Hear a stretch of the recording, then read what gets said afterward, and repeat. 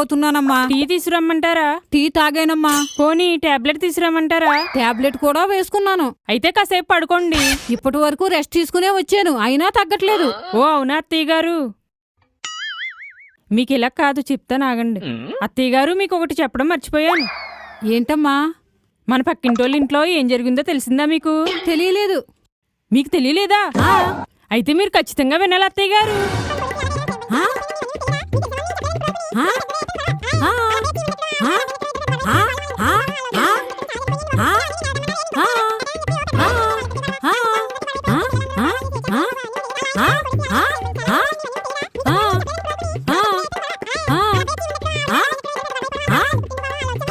అత్తయ్య గారు, తలనొప్పి తగ్గిందండి.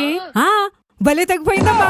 ఈసారి మీ ఫ్రెండ్ ఇంటికి వెళ్ళి రండి. అలాగే. అత్తయ్య గారు, మన పక్కింటి వాళ్ళని కానీ అడిగారు కనుక అవన్నీ నేను సరదాగా చెప్పాను, మీకు తలనొప్పి తగ్గిపోతుందని. వాళ్ళని అడగండి.